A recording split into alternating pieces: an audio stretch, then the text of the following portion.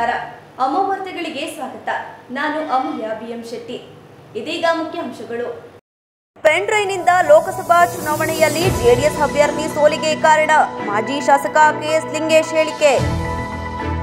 2019ರಲ್ಲಿ ದೇವೇಗೌಡರನ್ನ ಸೋಲಿಸಿದ್ದು ನಾನೇ, ಹಾಸನ ಉಸ್ತುವಾರಿ ಸಚಿವ ಕೆಎನ್ ರಾಜಣ್ಣ ಹೇಳಿಕೆ. ಬೇಲೂರು ತಾಲೂಕು ಅರೆಹಳ್ಳಿ ಹೋಬಳಿಯಲ್ಲಿ ಕಾಡಾನೆ ದಾಂಧಲೆ, ಬೆಳೆ ನಾಶ. ವಾರ್ತೆಗಳ ವಿವರ. ಪೆನ್ ಡ್ರೈವ್ ವಿಚಾರದಲ್ಲಿ ಸತ್ಯವೋ ಅಸತ್ಯವೋ ನಡೆದ ಲೋಕಸಭಾ ಚುನಾವಣೆಯಲ್ಲಿ ನಮ್ಮ ಜೆಡಿಎಸ್ ಪಕ್ಷದ ಅಭ್ಯರ್ಥಿಯ ಸೋಲಿಗೆ ಅದು ಕೂಡ ಕಾರಣವಾಗಿದೆ ಎಂದು ಜೆಡಿಎಸ್ ಪಕ್ಷದ ಜಿಲ್ಲಾಧ್ಯಕ್ಷ ಹಾಗೂ ಮಾಜಿ ಶಾಸಕ ಕೆಎಸ್ ಲಿಂಗೇಶ್ ತಿಳಿಸಿದರು. ಪತ್ರಿಕಾಗೋಷ್ಠಿಯಲ್ಲಿ ಮಾತನಾಡಿದ ಅವರು, ಪೆನ್ ಡ್ರೈವ್ ಪ್ರಕರಣದಲ್ಲಿ ಎಸ್ಐಟಿ ಪರಿಶೀಲಿಸುತ್ತಿದ್ದು ನ್ಯಾಯ ಸಿಗಲಿದೆ. ಲೋಕಸಭಾ ಚುನಾವಣೆಯಲ್ಲಿ ನಮ್ಮ ಅಭ್ಯರ್ಥಿ ಸೋಲಿಗೆ ಕಾರಣ ಏನು ಎಂಬುದನ್ನು ನಮ್ಮಲ್ಲಿ ಆಂತರಿಕವಾಗಿ ಚರ್ಚಿಸಿ ಮುಂದಿನ ದಿನಗಳಲ್ಲಿ ಕಾರ್ಯಕರ್ತರಿಗೆ ಧೈರ್ಯ ತುಂಬುವ ಕೆಲಸ ಮಾಡಲಾಗುವುದು. ಜೊತೆಗೆ ನೂತನವಾಗಿ ಸಂಸದರಾಗಿ ಆಯ್ಕೆಗೊಂಡ ಶ್ರೇಯಸ್ ಪಟೇಲ್ ಅವರಿಗೆ ವೈಯಕ್ತಿಕ ಮತ್ತು ಪಕ್ಷದ ಪರವಾಗಿ ಹೃದಯಪೂರ್ವಕ ಶುಭಾಶಯ ತಿಳಿಸುತ್ತೇನೆ. ಹಾಸನ ಜಿಲ್ಲೆಯ ಅಭಿವೃದ್ಧಿಗೆ ಮುಖ್ಯವಾದ ಕೆಲಸ ಆಗಲಿ ಎಂದು ಆಶಯ ವ್ಯಕ್ತಪಡಿಸಿದರು. ಯಾವುದೇ ಒಂದು ಆದಂತ ಮೇಲೆ ಅದು ಸತ್ಯಾಸತ್ಯತೆ ನಮ್ಗೆ ಗೊತ್ತಿಲ್ಲ. ಅದಕ್ಕೆ SIT ಇದೆ. SIT ತನಿಖೆಯಿಂದ ನ್ಯಾಯ ದೊರೆತಕ್ಕಂಥ ಕೆಲಸ ಮುಂದಿನ ತೀರ್ಮಾನಗಳಲ್ಲಿ ಆಗುತ್ತೆ. ಆದ್ರೆ ಈ ಒಂದು ಸಂದರ್ಭದಲ್ಲಿ ಸತ್ಯನೋ ಅಸತ್ಯನೋ ಪೆನ್ ಡ್ರೈವ್ ನಮ್ಮ ಪಕ್ಷದ ಅಭ್ಯರ್ಥಿಯ ಸೋಲಿಗೆ ಅದು ಕಾರಣ. ಕಳೆದ 1 ದಿನಗಳಷ್ಟೇ ನರೇಂದ್ರ ಮೋದಿಯವರು 3ನೇ ಬಾರಿಗೆ ಪ್ರಧಾನಿಯಾಗಿ ಆಯ್ಕೆಯಾಗಿದ್ದು, ಈ ದೇಶದ ಪ್ರಗತಿ ನಾಗಾಲೋಟದಲ್ಲಿ ಅಭಿವೃದ್ಧಿಯಾಗಲಿ, ವಿಶ್ವಗುರುಗಿಂತ ಮುಖ್ಯವಾಗಿ ವಿಶ್ವ ಬಂಧು ಎನ್ನುವುದನ್ನು ಇಡೀ ಪ್ರಪಂಚಕ್ಕೆ ತೋರಿಸುವ ಕೆಲಸ ಮೋದಿ ನೇತೃತ್ವದಲ್ಲಿ ಆಗಲಿ, ಈ ದೇಶದ ಬಡತನ ಮತ್ತು ನಿರುದ್ಯೋಗ ಸಂಪೂರ್ಣವಾಗಿ ತೊಡೆದು ಹಾಕಿ ನ್ಯಾಯ ಕೊಡಿಸುವ ಕೆಲಸ ಪ್ರಧಾನಿಗಳಿಂದ ಆಗಬೇಕು ಎಂದು ಜಿಲ್ಲೆಯ ಜನತೆ ಪರವಾಗಿ ಮೋದಿ ಅವರಿಗೆ ಮನವಿ ಮಾಡಿದರು. ಜಾತ್ಯತೀತ ಜನತಾದಳದ ರಾಜ್ಯಾಧ್ಯಕ್ಷರಾದ HT ಕುಮಾರಸ್ವಾಮಿ ಅವರು ಮಂಡ್ಯದಿಂದ ಸಂಸದರಾಗಿ ಆಯ್ಕೆ ಮಾಡಿದ್ದು, ಅವರಿಗೆ ಜೆಡಿಎಸ್ನಿಂದ ಗೌರವ ಸಲ್ಲಿಸುತ್ತೇವೆ ಹಾಗೂ ಕುಮಾರಸ್ವಾಮಿ ಅವರಿಗೆ ಶುಭಾಶಯ ತಿಳಿಸುತ್ತೇವೆ ಎಂದರು. ಏನು ಹಾಸನ ಲೋಕಸಭಾ ಕ್ಷೇತ್ರದ ಜನತೆ ಕೊಟ್ಟಿದ್ದಾರೆ, ಅದನ್ನ ಗೌರವಪೂರ್ವಕವಾಗಿ ಸ್ವೀಕಾರ ಮಾಡ್ತೀವಿ. ಅದರ ಸೋಲಿಗೆ ಏನು ಕಾರಣ ಅನ್ನೋದನ್ನ ನಾವು ನಮ್ಮಲ್ಲೇ ಆಂತರಿಕವಾಗಿ ಚರ್ಚಿಸಿ ಮುಂದಿನ ದಿನಗಳಲ್ಲಿ ನಮ್ಮ ಕಾರ್ಯಕರ್ತರಿಗೆ ಧೈರ್ಯ ತುಂಬತಕ್ಕಂಥ ಕೆಲಸ ಮಾಡ್ತೀವಿ. ಜೊತೆಗೆ ನೂತನವಾಗಿ ಸಂಸದರಾಗಿ ಆಯ್ಕೆ ಆಗಿರ್ತಕ್ಕಂಥ ಸನ್ಮಾನ್ಯ ಶ್ರೀ ಶ್ರೇಯಸ್ ಪಟೇಲ್ ಅವರಿಗೆ ವೈಯಕ್ತಿಕವಾಗಿ ಹಾಗೂ ಪಕ್ಷದ ಪರವಾಗಿ ಹೃದಯಪೂರ್ವಕವಾದಂತಹ ಶುಭಾಶಯ ಅವರಿಂದ ಹಾಸನ ಜಿಲ್ಲೆಗೆ ಅಭಿವೃದ್ಧಿಗೆ ಉತ್ತಮವಾದಂತಹ ಕೆಲಸ ಆಗಲಿ ಅಂತ ಆಶಯ ವ್ಯಕ್ತಪಡಿಸ್ತೇವೆ. ಸಂಪುಟದಲ್ಲಿ ಕುಮಾರಸ್ವಾಮಿಗೆ ಗೌರವ ನೀಡಿ ಸಂಪುಟದಲ್ಲಿ ಸಚಿವರಾಗಿ ಆಯ್ಕೆ ಮಾಡಿದ ಮೋದಿ ಅವರಿಗೆ ಕೃತಜ್ಞತೆ ಅರ್ಪಿಸುತ್ತೇವೆ. ರೈತರ ಕಷ್ಟ ಸುಖ ಅರಿತಿರುವ ಕುಮಾರಸ್ವಾಮಿ ಅವರಿಗೆ ಕೃಷಿ ಖಾತೆ ಕೊಡುವಂತೆ ಪ್ರಧಾನಿ ಅವರಲ್ಲಿ ವಿನಂತಿ ಮಾಡಿದರು. ಜೊತೆಗೆ ಕೇಂದ್ರ ಮಂತ್ರಿ ಮಂಡಲ ಸೇರುವ ಜೋಶಿ, ಶೋಭಾ ಕರಂದ್ಲಾಜೆ ಅವರಿಗೆ, ವಿ ಸೋಮಣ್ಣ ಹಾಗೂ ನಿರ್ಮಲಾ ಸೀತಾರಾಮ ಅವರಿಗೂ ಕೂಡ ಶುಭಾಶಯ ಅರ್ಪಿಸುತ್ತೇವೆ ಎಂದು ಹೇಳಿದರು. ನಿನ್ನೆ ತಾನೇ ಸನ್ಮಾನ್ಯ ನರೇಂದ್ರ ಮೋದಿ ಅವರು 3ನೇ ಬಾರಿಗೆ ಪ್ರಧಾನಿಯಾಗಿ ಆಯ್ಕೆಯಾಗಿದ್ದಾರೆ. ಅವರ ಆಯ್ಕೆಗೆ ಜಾತ್ಯತೀತ ಜನತಾದಳ ಒಳಗೊಂಡಂತೆ NDA ಮಿತ್ರ ಪಕ್ಷಗಳು ಸಹ ಬೆಂಬಲವನ್ನು ಸೂಚಿಸಿದ್ದು, ಈ ದೇಶದ ಪ್ರಗತಿ ಮುಂದಿನ ದಿನಮಾನಗಳಲ್ಲಿ ನಾಗಾಲೋಟದಲ್ಲಿ ಅಭಿವೃದ್ಧಿ ಆಗಲಿ, ವಿಶ್ವಗುರು ಜೊತೆಗೆ ವಿಶ್ವಗುರುಗಿಂತ ಮುಖ್ಯವಾಗಿ ವಿಶ್ವ ಬಂಧು ಅನ್ನೋದನ್ನ ಪ್ರಪಂಚಕ್ಕೆ ಎತ್ತಿ ತೋರಿಸ್ತಕ್ಕಂಥ ಕೆಲಸ ಮಾನ್ಯ ನರೇಂದ್ರ ಮೋದಿ ಅವರ ನೇತೃತ್ವದಲ್ಲಿ ಆಗಲಿ, ಈ ದೇಶದ ನಿರುದ್ಯೋಗ ಬಡತನ ಇರ್ಬೋದು ಸಂಪೂರ್ಣವಾಗಿ ತೊಡೆದು ಹಾಕುವಂತ ಸಾಮಾಜಿಕ ನ್ಯಾಯ ಕೊಡ್ತಕ್ಕಂಥ ಕೆಲಸ ಸನ್ಮಾನ್ಯ ನರೇಂದ್ರ ಮೋದಿ ಅವರಿಂದ ಆಗಲಿ ಅಂತ ಹಾಸನ ಜಿಲ್ಲಾ ಜನತೆಯ ಪರವಾಗಿ ಹೃದಯಪೂರ್ವಕವಾದಂತಹ ಶುಭಾಶಯಗಳನ್ನು ಸನ್ಮಾನ್ಯ ನರೇಂದ್ರ ಮೋದಿ ಅವರಿಗೆ ಸಲ್ಲಿಸುತ್ತೇವೆ. ಅದ್ರ ಜೊತೆಗೆ ನಾಯಕರು, ಜಾತ್ಯತೀತ ಜನತಾದಳದ ರಾಜ್ಯ ಅಧ್ಯಕ್ಷರಾದಂತಹ ಸನ್ಮಾನ್ಯ HD ಕುಮಾರಸ್ವಾಮಿ ಅವರು ಮಂಡ್ಯದಿಂದ ಸಂಸದರಾಗಿ ಆಯ್ಕೆ ಮಾಡಿದ್ದಕ್ಕೋಸ್ಕರವಾಗಿ ಮಂಡ್ಯ ಜನತೆಯ ಎಲ್ಲರನ್ನೂ ಸಹ, ನಾಗರಿಕರೆಲ್ಲರನ್ನೂ ಸಹ ಜಾತ್ಯತೀತ ಜನತಾದಳ ಹಾಸನ ಅವರಿಗೆ ಗೌರವ ಸಲ್ಲಿಸುತ್ತೆ. ಅದ್ರ ಜೊತೆಗೆ ಸನ್ಮಾನ್ಯ HD ಕುಮಾರಸ್ವಾಮಿ ಅವರಿಗೆ ಶುಭಾಶಯಗಳನ್ನು ಅರ್ಪಣೆ ಮಾಡ್ತೇವೆ. ನಿನ್ನೆ ತಾನೇ ಸಂಪುಟದಲ್ಲಿ NDA ಅಭ್ಯರ್ಥಿಗಳಲ್ಲಿ ಮೊದಲಿಗರಾಗಿ H.A. ಕುಮಾರಸ್ವಾಮಿ ಅವರಿಗೆ ಗೌರವ ಸಲ್ಲಿದ್ದನ್ನು HD ಕುಮಾರಸ್ವಾಮಿ ಅವರಿಗೆ ಗೌರವ ಸಲ್ತಕ್ಕಂಥ ಕೆಲಸ ಆಗಿದ್ದನ್ನ ಜೊತೆಗೆ ಸಂಪುಟ ದರ್ಜೆ ಸಚಿವರಾಗಿ ಆಯ್ಕೆ ಮಾಡಿಕೊಟ್ಟಿದ್ದಕ್ಕಾಗಿ ಸನ್ಮಾನ್ಯ ನರೇಂದ್ರ ಮೋದಿ ಅವರಿಗೆ ನಾವು ಹಾಸನ ಜಿಲ್ಲಾ ಜನತೆಯ ಪರವಾಗಿ ಹೃದಯಪೂರ್ವಕವಾದಂಥ ಕೃತಜ್ಞತೆ ಅರ್ಪಿಸ್ತೇವೆ. ನಮಗೆಲ್ಲ ಗೊತ್ತಿದೆ, ಸ್ವತಃ ರೈತರಾಗಿರ್ತಕ್ಕಂಥ ಕುಮಾರಸ್ವಾಮಿ ಅವರು, ಅದ್ರ ಜೊತೆಗೆ ರೈತರ ಒಂದು ಕಷ್ಟ ಸುಖಗಳನ್ನು ಅರ್ತಿರ್ತಕ್ಕಂಥ ಕುಮಾರಸ್ವಾಮಿ ಅವರು ಸಾಲ ಮನ್ನಾ ಮಾಡುವುದರ ಮೂಲಕ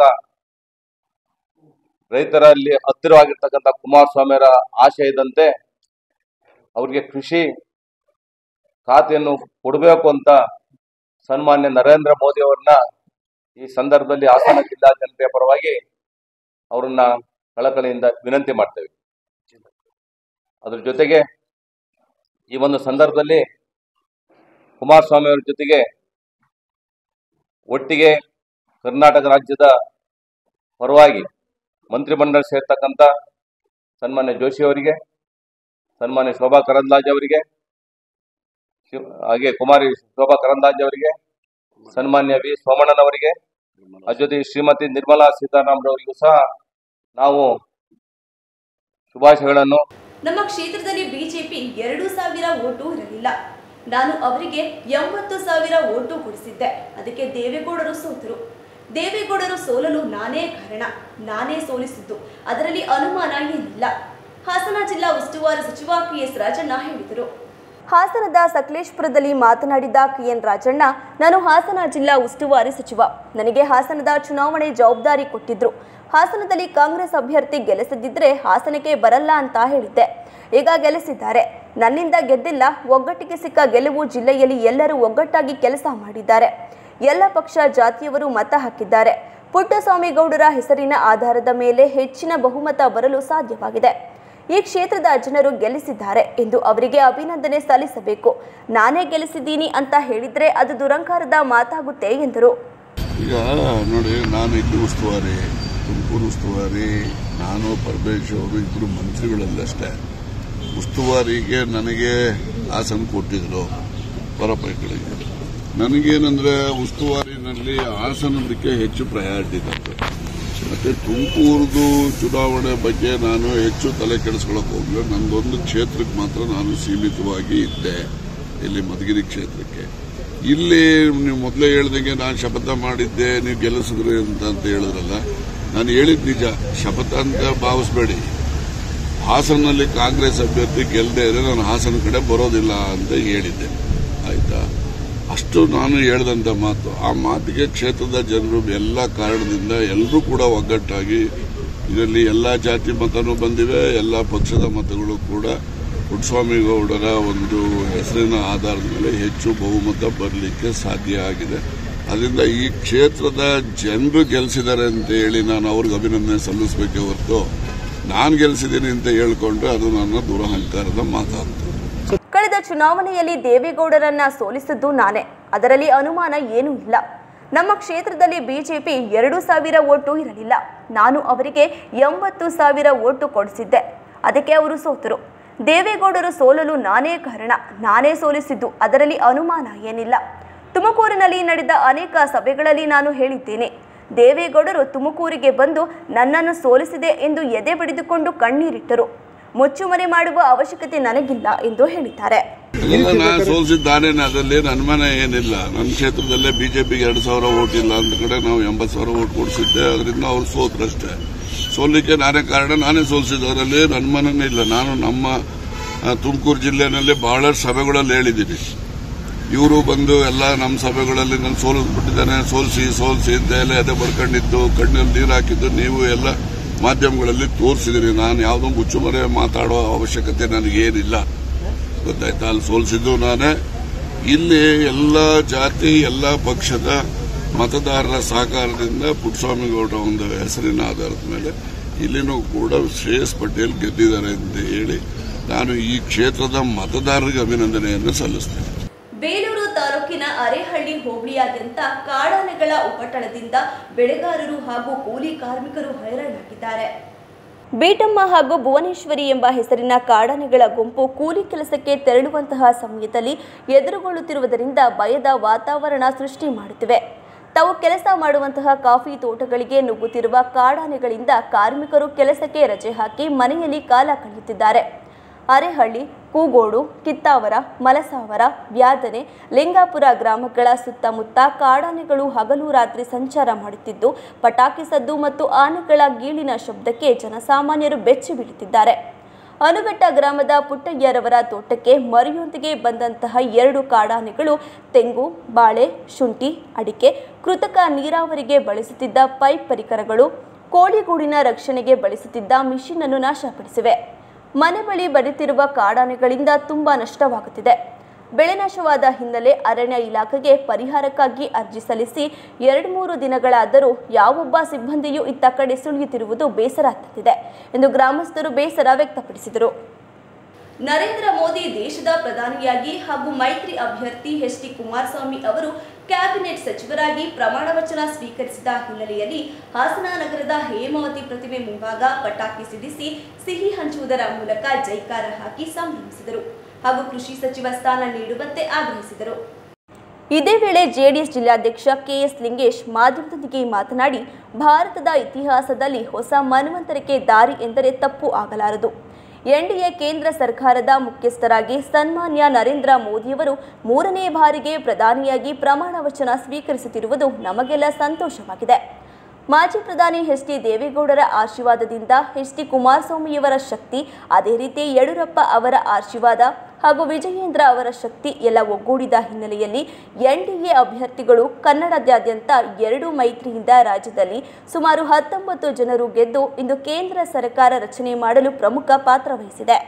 ಪ್ರಧಾನಿ ನರೇಂದ್ರ ಮೋದಿಯವರಿಗೆ ಶುಭಾಶಯವನ್ನು ಹಾಸನ ಜಿಲ್ಲಾ ಜಾತ್ಯತೀತ ಜನತಾದಳದ ಪರವಾಗಿ ಮತ್ತು ಹಾಸನದ ಜನತೆ ಪರವಾಗಿ ಹೃದಯಪೂರ್ವಕವಾಗಿ ಶುಭಾಶಯವನ್ನು ಕೋರುತ್ತೇವೆ. ಈ ಜಯ ಪ್ರಜಾಪ್ರಭುತ್ವಕ್ಕೆ ತಂದೆ ಜಯವಾಗಿದೆ. ಸುಮಾರು 150 ಕೋಟಿ ಜನಸಂಖ್ಯೆಯಲ್ಲಿ ಪ್ರಪಂಚದಲ್ಲಿ ದೊಡ್ಡದಾದ ಪ್ರಜಾಪ್ರಭುತ್ವ ಎನ್ನುವ ಹೆಮ್ಮೆ ಇದೆ. ಮಹಾದೇಶದಲ್ಲಿ ವಿಶ್ವದ ಮಹಾಗುರುವಾಗಿ ಭಾರತ ಹೊರಹೊಮ್ಮುತ್ತಿದೆ. ಇದಕ್ಕೆ ಮೋದಿಯವರ ಅವಶ್ಯಕತೆ ಇತ್ತು. ಅಭಿವೃದ್ಧಿ ಪಥದತ್ತ ತೆಗೆದುಕೊಂಡು ಹೋಗುವಂತೆ ಮೋದಿಯವರು ಹೋಗುತ್ತಿದ್ದಾರೆ. ಮಣ್ಣಿನ ಮಗನಾದ ದೇವೇಗೌಡರ ಮಗ ಎಚ್.ಡಿ. ಕುಮಾರಸ್ವಾಮಿ ಅವರನ್ನು ಕೃಷಿ ಸಚಿವರಾಗಿ ಮಾಡಲೇಬೇಕೆಂದು ಹಾಸನದ ಜನತೆಯ ಪರವಾಗಿ ಕೋರುತ್ತೇವೆ ಎಂದು ಹೇಳಿದರು. ಈ ಸಂದರ್ಭದಲ್ಲಿ ಜೆಡಿಎಸ್ ತಾಲೂಕು ಅಧ್ಯಕ್ಷ S. Davegowda, Girish, Channaveerappa, BS Satyanarayan, Mahantesh, Hongeri Raghu, Bidirekere Jairam, HP. Gopal, Manjunath ಉಪಸ್ಥಿತರಿದ್ದರು. ಹೊಸ ಮನ್ವಂತರಕ್ಕೆ ದಾರಿ ಅಂತ ಹೇಳಿ ತಪ್ಪಾಗ್ಲಾರ್ದು. ಇವತ್ತ ಎನ್ಡಿಎ ಕೇಂದ್ರ ಸರ್ಕಾರದ ಮುಖ್ಯಸ್ಥರಾಗಿ ಸನ್ಮಾನ್ಯ ನರೇಂದ್ರ ಮೋದಿ ಅವರು 3ನೇ ಬಾರಿಗೆ ಪ್ರಧಾನಿಯಾಗಿ ಇವತ್ತು ಪ್ರಮಾಣ ಸ್ವೀಕರಿಸತಕ್ಕಂಥದ್ದು ನಮ್ಗೆಲ್ಲರಿಗೂ ಸಹ ಬಹಳ ಸಂತೋಷವಾಗಿದೆ. ಅದರಲ್ಲೂ ಬಹು ಮುಖ್ಯವಾಗಿ ಎಚ್.ಡಿ. ದೇವೇಗೌಡರ ಆಶೀರ್ವಾದದಿಂದ, ಎಚ್.ಡಿ. ಕುಮಾರಣ್ಣವರ ಒಂದು ಶಕ್ತಿ, ಅದೇ ರೀತಿ ಯಡಿಯೂರಪ್ಪರವರ ಆಶೀರ್ವಾದ, ವಿಜಯಣ್ಣನವರ ಒಂದು ಶಕ್ತಿ ಎಲ್ಲ ಒಗ್ಗೂಡಿಕೊಂಡು ಇವತ್ತ ಎನ್ಡಿಎ ಅಭ್ಯರ್ಥಿಗಳು ಇವತ್ತು ಕರ್ನಾಟಕದಿಂದ 2 ಮೈತ್ರಿಯಿಂದ ಇವತ್ತು ಸುಮಾರು 19 ಜನ ಇವತ್ತು ಗೆದ್ದೋಗಿ ಇವತ್ತು ಕೇಂದ್ರ ಸರ್ಕಾರವನ್ನು ರಚನೆ ಮಾಡ್ತಕ್ಕಂಥ ಪ್ರಮುಖ ಪಾತ್ರ ಕರ್ನಾಟಕ ಜನತೆ ವಹಿಸಿರ್ತಕ್ಕಂಥದ್ದು ಸಂತೋಷ. ನರೇಂದ್ರ ಮೋದಿ ಅವರಿಗೆ ಶುಭಾಶಯಗಳನ್ನು ಹಾಸನ ಜಿಲ್ಲಾ ಜಾತ್ಯತೀತ ಜನತಾದಳದ ಪರವಾಗಿ ಮತ್ತು ಹಾಸನ ಜನತೆಯ ಪರವಾಗಿ ಹೃದಯಪೂರ್ವಕವಾದಂತಹ ಶುಭಾಶಯ ನೀಡ್ತೇನೆ. ಈ ಒಂದು ಜಯ ಪ್ರಜಾಪ್ರಭುತ್ವಕ್ಕೆ ಸಂದಂತ ಜಯ. ಯಾಕೆಂತಂದ್ರೆ ಸುಮಾರು 150 ಕೋಟಿ ಜನಸಂಖ್ಯೆಯಲ್ಲಿ ಪ್ರಪಂಚದಲ್ಲಿ ಅತ್ಯಂತ ದೊಡ್ಡದಾದಂತ ಒಂದು ಪ್ರಜಾಪ್ರಭುತ್ವ ನಮ್ಮ ದೇಶದ ಒಂದು ಹೆಮ್ಮೆ ಇದೆ. ದೇಶದ ಪ್ರಧಾನಿಯಾಗಿ ನರೇಂದ್ರ ಮೋದಿಯವರು 3ನೇ ಬಾರಿಗೆ ಪ್ರಮಾಣ ವಚನ ಸ್ವೀಕರಿಸಿದ ಹಿನ್ನೆಲೆಯಲ್ಲಿ ನಗರದ ಎಂಜಿ ರಸ್ತೆ ವೃತ್ತದಲ್ಲಿ ಬಿಜೆಪಿ ಮುಖಂಡರು ಹಾಗೂ ಕಾರ್ಯಕರ್ತರು ಪಟಾಕಿ ಸಿಡಿಸಿ ಸಿಹಿ ಹಂಚಿ ಜೈಕಾರ ಹಾಕುತ್ತಾ ಸಂಭ್ರಮಿಸಿದರು. ಬಿಜೆಪಿ ನಗರಾಧ್ಯಕ್ಷ ಮಂಜು ಮಾಧ್ಯಮದೊಂದಿಗೆ ಮಾತನಾಡಿ, ನಮ್ಮ ನೆಚ್ಚಿನ ಮತ್ತು ವಿಶ್ವ ಕಂಡಂತಹ ಶ್ರೇಷ್ಠ ನಾಯಕರಾದ ನರೇಂದ್ರ ಮೋದಿಯವರು ಈಗಾಗಲೇ 2 ಬಾರಿ 10 ವರ್ಷಗಳ ಕಾಲ ಆಡಳಿತ ನಡೆಸಿದ್ದಾರೆ.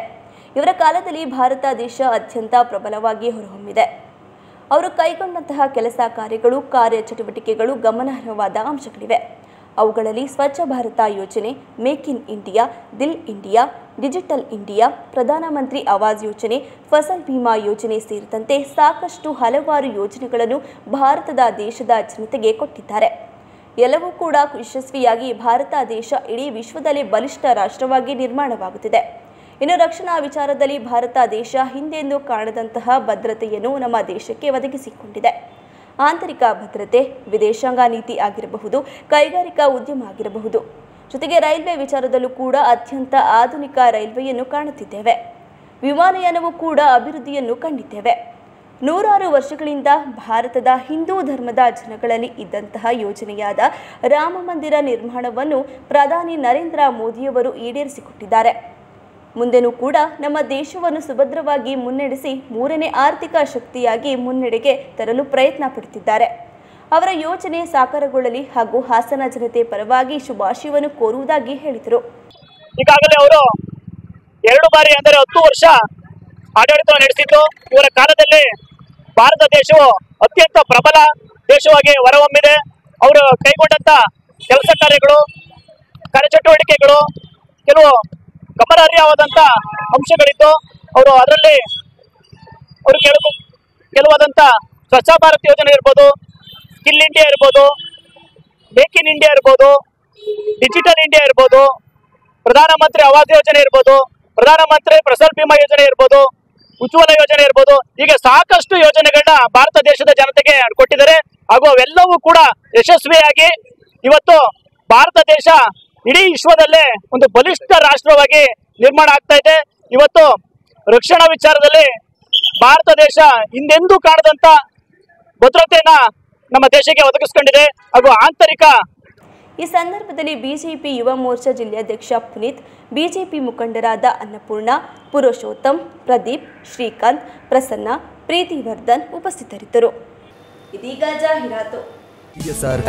ನನ್ನ ಹೆಸರು Srinivas Reddy, DS Academy Chairman, KRPuram, Bangalore. Physics faculty, 30 years experience. 80% of students are getting medical seats from my academy. It is possible with experienced faculty. First PUC ಹಾಗೂ ನೀಟ್ ಲಾಂಗ್ ಟರ್ಮ್ ಕೋರ್ಸ್ಗಳಿಗೆ ದಾಖಲಾತಿಗಳು ಪ್ರಾರಂಭವಾಗಿದೆ. ಸಂಪರ್ಕಿಸಿ.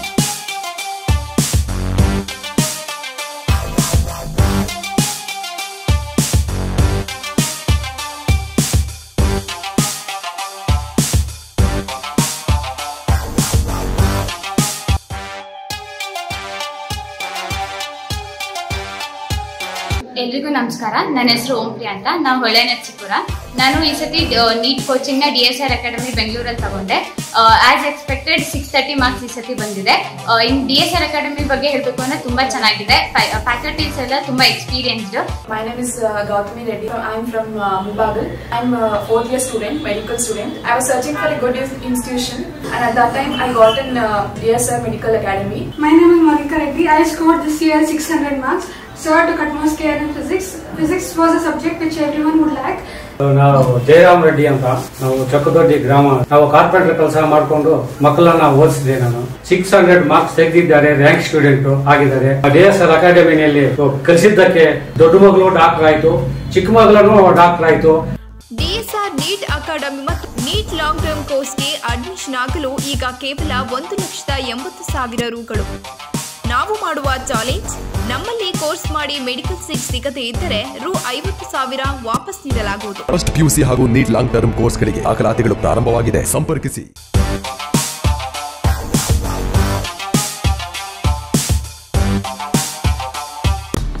ಗೋಮತಿ ಕಲ್ಯಾಣ ಮಂಟಪ 12 ವಸಂತಗಳನ್ನು ಪೂರೈಸಿ 13ನೇ ವರ್ಷಕ್ಕೆ ಪಾದಾರ್ಪಣೆ ಮಾಡುತ್ತಿರುವ ಗೋಮತಿ ಕಲ್ಯಾಣ ಮಂಟಪವನ್ನು ಹೊಚ್ಚ ಹೊಸ ರೂಪದಲ್ಲಿ ನಿಮ್ಮ ಮುಂದೆ ಪ್ರಸ್ತುತಪಡಿಸುತ್ತಿದ್ದೇವೆ.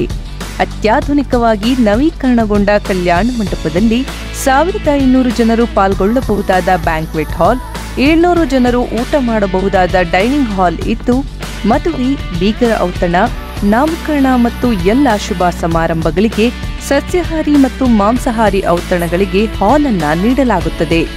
4 ಎಕರೆಗೂ ಅಧಿಕ ಜಾಗದಲ್ಲಿ ವಾಹನಗಳಿಗೆ ಉತ್ತಮವಾದ ಪಾರ್ಕಿಂಗ್ ವ್ಯವಸ್ಥೆ ಸಹ ಲಭ್ಯವಿದೆ. ನಿಮ್ಮ ಕುಟುಂಬದ ಸುಂದರ ಕಾರ್ಯಕ್ರಮಗಳನ್ನು ಅತ್ಯುತ್ತಮ ಕ್ಷಣಗಳನ್ನಾಗಿ ಮಾರ್ಪಾಡಾಗಿಸಲು ಒಂದು ಒಳ್ಳೆಯ ಜಾಗ, ಅದುವೇ ನಮ್ಮ ಗೋಮತಿ ಕಲ್ಯಾಣ ಮಂಟಪ. ಗೋಮತಿ ಕಲ್ಯಾಣ ಮಂಟಪ, ಕೋರ್ಟ್ ಹೊಸ ಬಸ್ ನಿಲ್ದಾಣದ ಹತ್ತಿರ, ಚನ್ನಪಟ್ಟಣ ಬಡಾವಣೆ, ಹೊಳೆನರಸೀಪುರ ರಸ್ತೆ, ಹಾಸನ. ಬುಕಿಂಗ್ ಹಾಗೂ ಹೆಚ್ಚಿನ ಮಾಹಿತಿಗಾಗಿ ಸಂಪರ್ಕಿಸಿ 9448427261 8970568666.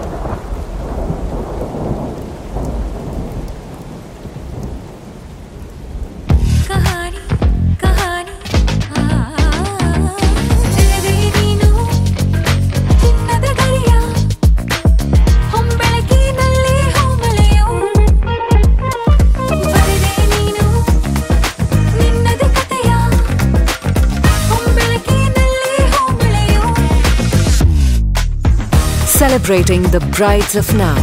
Kahani Bridal Stories by Bhima. ಸುಸ್ವಾಗತ ಮೈಲ್ಸ್ಟೋನ್ ಅಕಾಡೆಮಿ ಹಾಗೂ ಶ್ರೀ ಅರವಿಂದೋ ಮಹೇಶ್ ಪದವಿ ಪೂರ್ವ ಕಾಲೇಜ್ ಹಾಸನ. ಎಲ್ಲಿ ಕಲಿಕೆಗೆ ಆಯ್ಕೆ ಮಾಡಿಕೊಳ್ಳುತ್ತೇವೋ ಅಲ್ಲಿ ಕನಸು ನನಸಾಗುತ್ತದೆ. ಪ್ರತಿಯೊಬ್ಬ ವಿದ್ಯಾರ್ಥಿಯಲ್ಲಿ ಹೊಂದಿರುವ ವಿಭಿನ್ನ ಸಾಮರ್ಥ್ಯವನ್ನು ಹೊರತೆಗೆಯುವಲ್ಲಿ ನಮ್ಮ ಸಂಸ್ಥೆ ಹಗಲಿರುಳು ಕಾರ್ಯನಿರ್ವಹಿಸುತ್ತದೆ.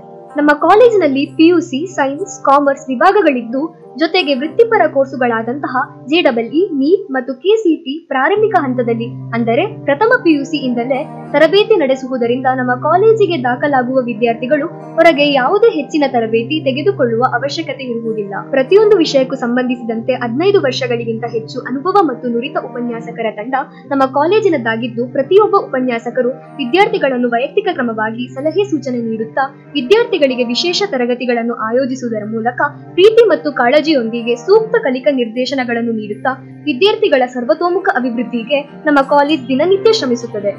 ಸುಸಜ್ಜಿತ ಶಾಲಾ ಕೊಠಡಿಗಳು, ಪ್ರಯೋಗಾಲಯ, ಗಣಕಯಂತ್ರ, ಕಂಪ್ಯೂಟರ್ ತರಗತಿ ಹಾಗೂ ವಿಶಾಲವಾದ ಆಟದ ಮೈದಾನವನ್ನು ಹೊಂದಿದ್ದು ಇಲ್ಲಿ ಕಲಿಕೆಗೆ ಬರುವಂತಹ ವಿದ್ಯಾರ್ಥಿಗಳಿಗೆ ಹಾಸ್ಟೆಲ್ ಸೌಲಭ್ಯ ಮತ್ತು ವಾಹನ ಸೌಲಭ್ಯವನ್ನು ಒದಗಿಸಿಕೊಡಲಾಗುತ್ತದೆ.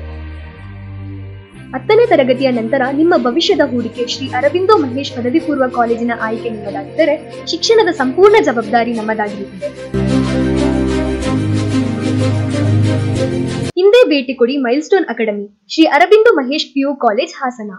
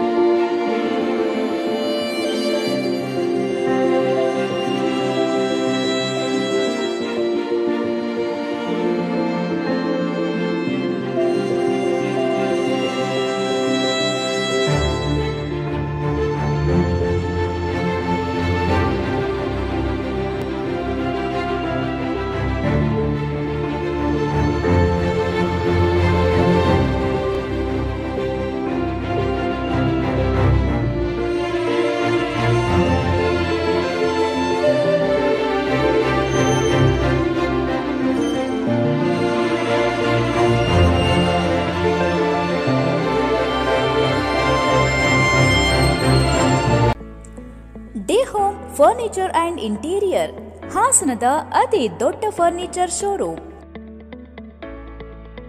ನಿಮ್ಮ ಕನಸಿನ ಮನೆಯ ಅಂದವನ್ನ ಹೆಚ್ಚಿಸಲು ಹಾಗೂ ಆರಾಮದಾಯಕ ಪೀಠೋಪಕರಣಗಳು ಉತ್ಕೃಷ್ಟ ಗುಣಮಟ್ಟದಲ್ಲಿ ಲಭ್ಯ. ವಿವಿಧ ವಿನ್ಯಾಸದ ಡೈನಿಂಗ್ ಟೇಬಲ್ಗಳು, ಮ್ಯಾಟ್ರೆಸ್ಗಳು, corner sofa, recliner sofa, wooden sofa, ಹಲವು ಮಾದರಿಯ ಕಾಟ್ಗಳು, ವಾರ್ಡ್ರೋಬ್ಗಳು, ಡ್ರೆಸ್ಸಿಂಗ್ ಟೇಬಲ್ಗಳು, ಇನ್ನು ಹಲವಾರು ವೆರೈಟಿಯ ಫರ್ನಿಚರ್ಗಳು ದೊರೆಯುತ್ತವೆ. ಭೇಟಿ ಕೊಡಿ D home furniture and interior, opposite district stadium, Salagame road, Hassan. Phone numbers 8156989111, 9562955026 ಮತ್ತು 9633152552.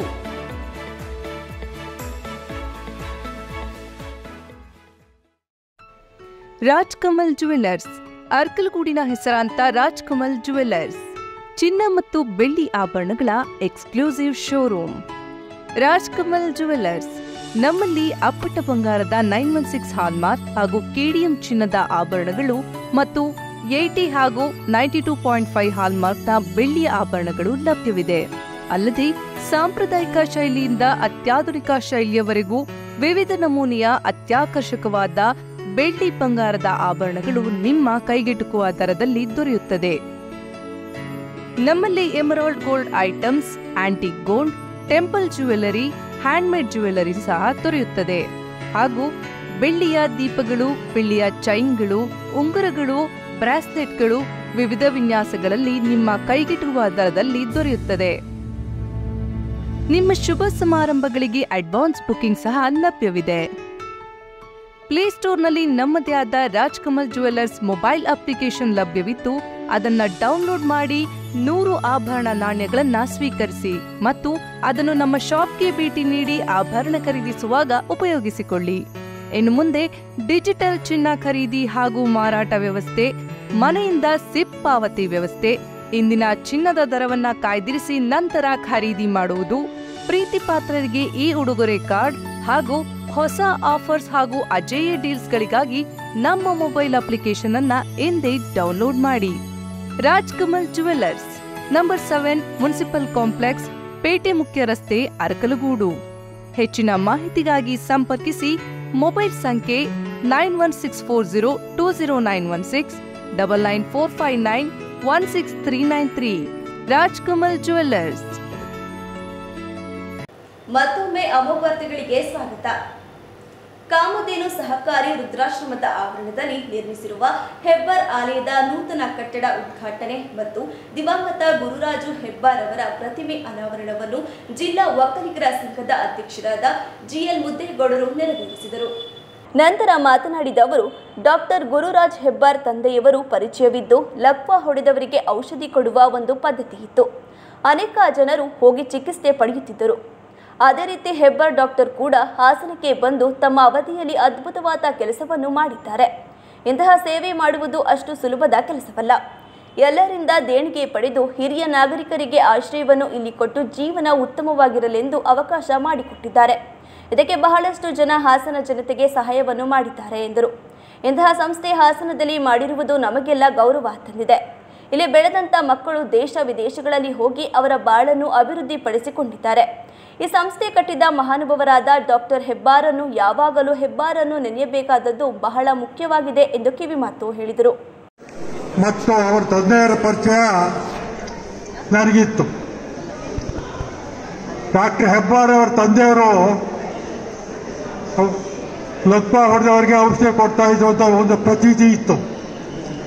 ಎಲ್ಲ ಜನರು ಹೋಗಿ ಅವರಿಂದ ಔಷಧಿಯನ್ನು ಪಡೀತಾ ಇದ್ರು. ಅದೇ ರೀತಿ ನಮ್ಮ ಶ್ರೀ ಹೆಬ್ಬಾರ್ ಡಾಕ್ಟರು ಹಾಸನದಲ್ಲಿ ಬಂದು ಅದ್ಭುತವಾದ ಕೆಲಸವನ್ನು ಮಾಡಿದ್ದಾರೆ. ಇಂಥ ಒಂದು ಅದ್ಭುತವಾದ ಕೆಲಸವನ್ನು ಮಾಡೋದು ಅಷ್ಟು ಸುಲಭವಾದ್ದಲ್ಲ. ಎಲ್ಲರಿಂದ ದೇಣಿಗೆಯನ್ನು ಪಡೆದು ಹಿರಿಯ ನಾಗರಿಕರಿಗೆ ಆಶ್ರಯವನ್ನು ಇಲ್ಲಿ ಕೊಟ್ಟು ಅವರ ಜೀವನ ಸುಖಕರವಾಗಿ ಬಾಳೋದಕ್ಕೆ ಅವಕಾಶ ಮಾಡಿಕೊಟ್ಟಿದ್ದಾರೆ. ಇದಕ್ಕೆ ಬಹಳ ಜನ ಹಾಸನದ ಜನತೆ ಸಹಾಯವನ್ನು ಮಾಡಿದ್ದಾರೆ. ಇದರಲ್ಲಿ ಪ್ರತಿಯೊಬ್ಬರ ಹೆಸರನ್ನು ಹೇಳ್ತಾ ಹೋದರೆ ಅಷ್ಟು ಸೂಕ್ತವಲ್ಲ. ಇಂಥ ಒಂದು ಸಂಸ್ಥೆಯನ್ನು ಹಾಸನದಲ್ಲಿ ಮಾಡಿರೋದು ನಮಗೆಲ್ಲರಿಗೂ ಕೂಡ ಗೌರವವನ್ನು ತಂದಿದೆ. ಇಲ್ಲಿ ಬೆಳೆದಂಥ ಮಕ್ಕಳು ದೇಶ ವಿದೇಶಗಳಲ್ಲಿ ಹೋಗಿ ಅವರ ಬಾಳನ್ನು ಅಭಿವೃದ್ಧಿಪಡಿಸಿಕೊಂಡಿದ್ದಾರೆ. ಹೀಗಿದ್ದಂಥ ಸಂಸ್ಥೆಯನ್ನು ಕಟ್ಟಿದ ಮಹಾನುಭಾವರಾದ ಡಾಕ್ಟರ್ ಹೆಬ್ಬಾರ್ ಅವರನ್ನು ನಾವು ಯಾವಾಗಲೂ ಕೂಡ ನೆನೆಯಬೇಕಾದ್ದು ಬಹಳ ಮುಖ್ಯವಾದ್ದು.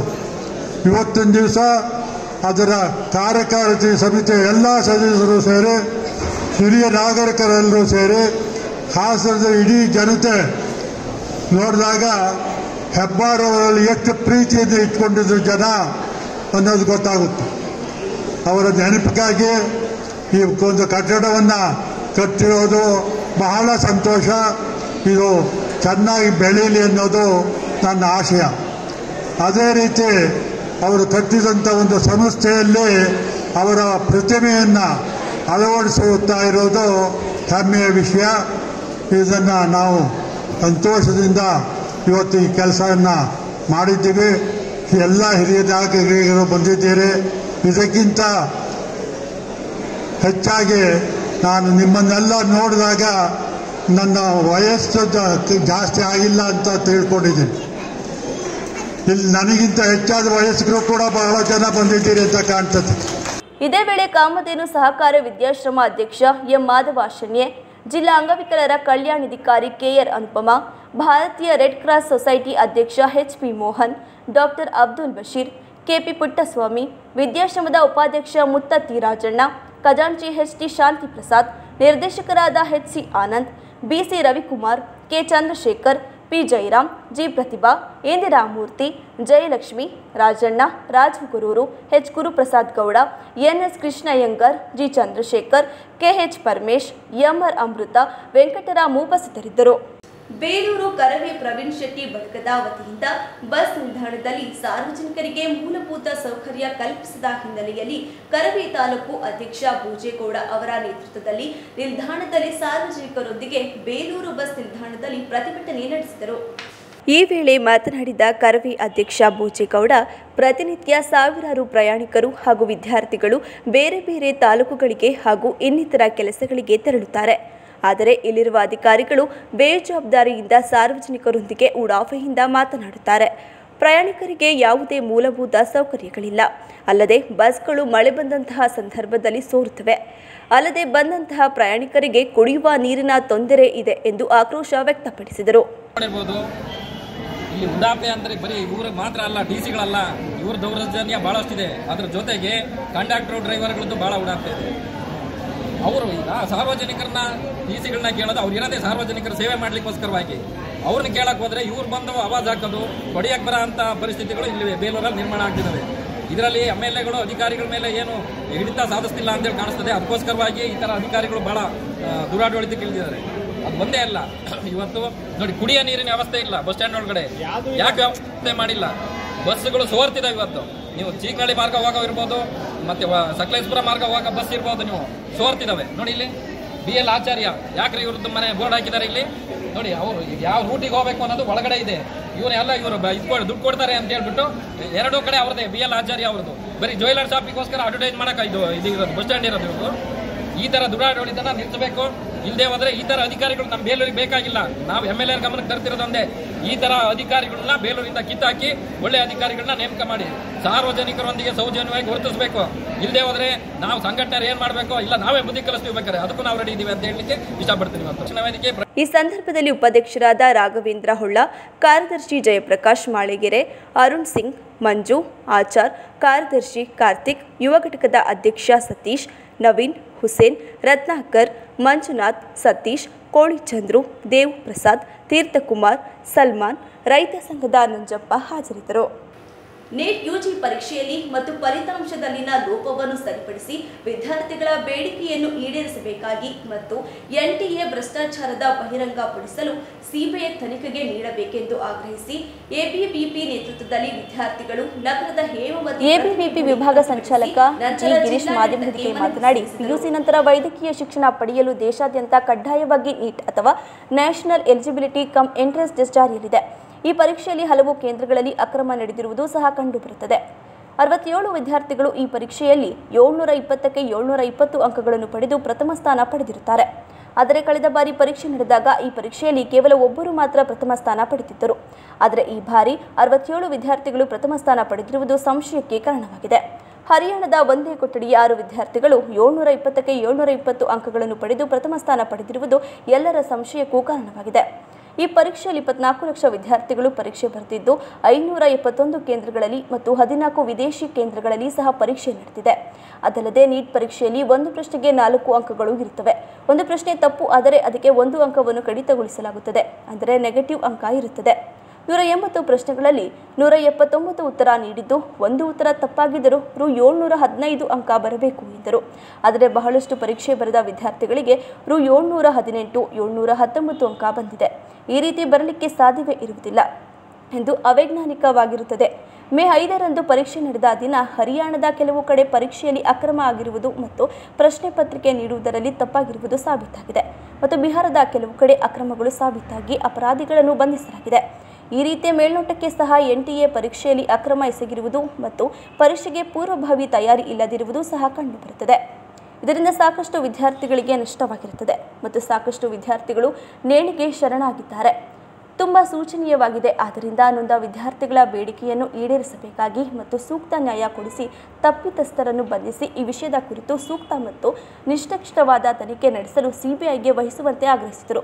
UG ನೀಟ್ ಪರೀಕ್ಷೆ ಆಗಿದ್ದು ಅದರ ಫಲಿತಾಂಶದಲ್ಲಿ ಏನೋ ಒಂದು ಅಕ್ರಮ ನಡೆದಿದೆ ಅನ್ನೋಂಥ ಒಂದು ವಿಷಯ ಕಂಡು ಬಂದಿದೆ. ಯಾಕಪ್ಪ ಅಂದ್ರೆ ಸಾಮಾನ್ಯವಾಗಿ 720ಕ್ಕೆ 720 ಅಂಕಗಳನ್ನ ತಗೊಳ್ಳೋದು ತುಂಬಾ ಕಷ್ಟ ನೀಟಲ್ಲಿ. ಕಳೆದ ಬಾರಿ ಈ ಒಂದು 720ಕ್ಕೆ 720 ಅಂಕವನ್ನ ಕೇವಲ ಒಬ್ಬ ವಿದ್ಯಾರ್ಥಿ ಮಾತ್ರ ತಗೊಂಡಿದ್ರು. ಆದ್ರೆ ಈಗ 67 ವಿದ್ಯಾರ್ಥಿಗಳು 720ಕ್ಕೆ 720 ಅಂಕ ತಗೊಂಡಿದ್ದಾರೆ. ಅದರಲ್ಲೂ ಹರಿಯಾಣದಲ್ಲಿ ಒಂದೇ ಒಂದು ಕೊಠಡಿಯಲ್ಲಿ ಬರೆದಂತ ವಿದ್ಯಾರ್ಥಿಗಳು ಒಂದು 6 ಜನ 720ಕ್ಕೆ 720 ಅಂಕಗಳನ್ನ ತಗೊಂಡಿರೋದು ಸಂಶಯಕ್ಕೆ ಆಸ್ಪದ ಮಾಡಿಕೊಡ್ತಾ ಇದೆ. ಈ UGCET ನೆಟ್ ಏನು ಮಾಡಿದ್ದಾರೆ, ಈ ಒಂದು ಇದರಲ್ಲಿ ಅಕ್ರಮ ಆಗಿದೆ, ಇದನ್ನ ತನಿಖೆಗೆ CBI ತನಿಖೆಗೆ ಒಳಪಡಿಸ್ಬೇಕು ಅಂತ ನಾವು ಕೇಂದ್ರ ಸರ್ಕಾರದ ಹತ್ರ ಕೇಳ್ಕೊತಾ ಇದ್ದೀವಿ. ಏನು ನಿನ್ನೆ ನೂತನವಾಗಿ ಸರ್ಕಾರ ಆಗಿದೆ, ಆ ನೂತನ ಸರ್ಕಾರದ ನೂತನ ಹೈಯರ್ ಎಜುಕೇಶನ್ ಮಿನಿಸ್ಟರ್ ಉನ್ನತ ಶಿಕ್ಷಣ ಅಧಿಕಾರಿಗಳು ಯಾರಿದ್ದಾರೆ, ಸಚಿವರು ಯಾರಿದ್ದಾರೆ, ಅವರು ಈ ಒಂದು ಅಕ್ರಮವನ್ನ ತನಿಖೆಗೆ CBI ತನಿಖೆಗೆ ಒಳಪಡಿಸಿ ತಪ್ಪಿತಸ್ಥರು ಯಾರಿದ್ದಾರೆ ಇದರಲ್ಲಿ ಅವರಿಗೆ ಕಠಿಣ ಕ್ರಮ ಕೈಗೊಳ್ಬೇಕು. ಇದು ಹೀಗೆ ಮುಂದುವರೆದ್ರೆ ನೀವು ಈ ಒಂದು ಪ್ರಕರಣದಲ್ಲಿ ಕೇರ್ಲೆಸ್ ಏನಾದರೂ ಮಾಡಿದ್ರೆ ಅಖಿಲ ಭಾರತೀಯ ವಿದ್ಯಾರ್ಥಿ ಪರಿಷತ್ ದೇಶದಾದ್ಯಂತ ಕೇಂದ್ರ ಸರ್ಕಾರದ ವಿರುದ್ಧ ಉಗ್ರವಾಗಿ ಹೋರಾಟ ಮಾಡುತ್ತೆ ಅಂತ ಅಖಿಲ ಭಾರತೀಯ ವಿದ್ಯಾರ್ಥಿ ಪರಿಷತ್ ಹಾಸನ್ ಕಡೆಯಿಂದ ನಾವು ಹೇಳ್ತಾ ಇದ್ದೇವೆ. ಪ್ರತಿಭಟನೆಯಲ್ಲಿ ABVP ಮುಖಂಡರಾದ ಶ್ರೀನಿವಾಸ್ ಸಾರ್ಕರ್, ಚಿರಂತ್, ಸುಶೀತಾ ಗಿರೀಶ್, ಮಮತ್, ನಿಖಿಲ್ ಉಪಸ್ಥಿತರಿದ್ದರು. ಕೊನೆಯಲ್ಲಿ ಮತ್ತೊಮ್ಮೆ ಮುಖ್ಯಾಂಶಗಳು. ಪೆನ್ ಡ್ರೈವ್ನಿಂದ ಲೋಕಸಭಾ ಚುನಾವಣೆಯಲ್ಲಿ ಜೆಡಿಎಸ್ ಅಭ್ಯರ್ಥಿ ಸೋಲಿಗೆ ಕಾರಣ ಮಾಜಿ ಶಾಸಕ KS ಲಿಂಗೇಶ್ ಹೇಳಿಕೆ. 2019ರಲ್ಲಿ ದೇವೇಗೌಡರನ್ನ ಸೋಲಿಸಿದ್ದು ನಾನೇ, ಹಾಸನ ಉಸ್ತುವಾರಿ ಸಚಿವ KN ರಾಜಣ್ಣ ಹೇಳಿಕೆ. ಬೇಲೂರು ತಾಲೂಕು ಅರೆಹಳ್ಳಿ ಹೋಬಳಿಯಲ್ಲಿ ಕಾಡಾನೆ ದಾಂಧಲೆ, ಬೆಳೆ ನಾಶ. ಮುಂದಿನ ವಾರ್ತಾ ಸಂಚಿಕೆಯೊಂದಿಗೆ ಮತ್ತೆ ಭೇಟಿಯಾಗೋಣ. ವಂದನೆಗಳು.